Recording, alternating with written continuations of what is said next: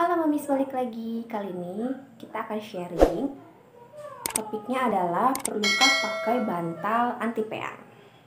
Bantal anti peyang itu sendiri merupakan bantal yang didesain khusus untuk bayi agar bayi terhindar dari masalah peyang. Dan di bagian tengahnya ini ada cekungan yang dalam. Sebenarnya bayi tidak perlu bantal jenis apapun ya, termasuk bantal peyang ini sampai usianya kurang lebih 2 tahunan, karena dengan penggunaan bantal itu bisa mengurangi kenyamanan dan waktu tidur dari bayi. Karena kepala bayi itu sendiri kan itu masih belum permanen ya, sampai usianya 2 tahun. Arti permanen itu sendiri di sini adalah tempurung bayinya itu sudah keras dan mulai padat. Itu yang disebut permanen, kepala permanen pada bayi. Penggunaan bantal sebelum bayi berusia 2 tahun itu dapat menyebabkan berbagai efek. Di antaranya, yang pertama, sindrom kematian mendadak atau SIDS. SIDS ini kalau bayi misalnya lagi tidur terus dia tersedak, atau misalnya si tengkuk ini, kepala bagian sini tertekuk, itu bisa mengganggu jalan nafasnya sehingga itu bisa menyebabkan terjadinya kematian mendadak pada bayi. Efek yang kedua yaitu tersedak saat gumung atau muntah, karena bayi itu kan masih belum bisa memiringkan badannya ke kiri atau ke kanan ya.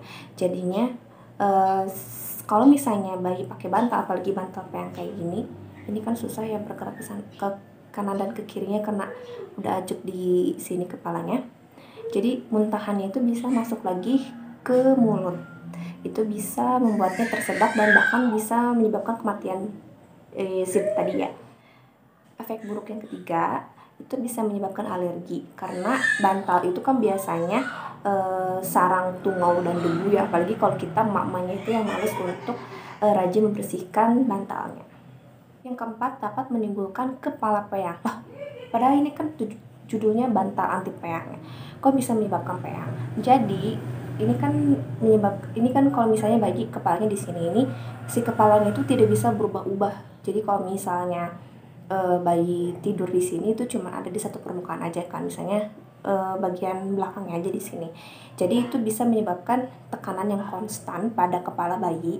Jadi bayinya itu di sini biasanya bentuknya itu bakal tidak sempurna. Karena kan kalau misalnya penggunaan bantal itu pasti kan lama ya. Itu penyebabnya. American Department of Health atau Departemen Kesehatan Amerika merekomendasikan saat tidur bayinya itu posisinya itu terlentang di permukaan yang datar dan kokoh tanpa selimut, guling ataupun bantal. Kalau saya pribadi itu tidak menggunakan bantal anti peyang ini untuk anak saya. Ini saya punya, jadi karena ini kan sepaket sama kasurnya ya. Jadi saya dapat bantal ini, cuman saya nggak pakein ke anak. Saya pernah nyobain juga sih ke anak juga nggak suka kalau pakai bantal, apalagi bantal anti peyang ini karena dia nggak bisa bergerak bebas. Alhamdulillahnya pilihan saya udah tepat. Jadi saat saya searching tentang manfaat dari bantal anti peyang ini, ternyata dia kurang berfaedah ya. Jadi buat apa dipakai kayak gitu kalau menurut saya pribadi. Sampai sekarang anak saya sudah 6 bulan dia tidak pakai bantal anti peyang.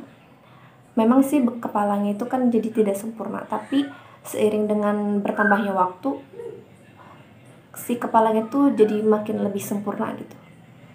Waktu yang parah-parah itu kepalanya peyang banget tuh waktu sampai usia sekitar hampir 3 bulanan, itu masih parah banget peyangnya.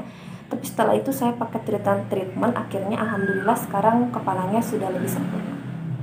Dan ini bakal saya lanjutkan treatment ini agar saat nanti kepalanya sudah, tempurungnya sudah keras, sudah padat, itu sudah bulat sempurna. Jadi perlu nggak sih pakai bantal anti peyang ini? Kalau menurut saya, saran saya pribadi sih nggak usah pakai aja ya Mams, karena kan dia kurang berfaedah juga, dan bayi juga rata-rata kurang suka kalau dikasih bantal seperti ini. Tapi kan selera bayi beda-beda ya. Kalau bayi saya itu nggak suka pakai ini. Tapi kan semua pilihan ini tetap ada di ibu masing-masing ya, jadi di para mam sendiri. Ini saya balikin ke mam semua, apakah bakal pakai bantal anti peyang ini atau tidak. Karena pasti setiap ibu pengen yang terbaik untuk anak-anaknya.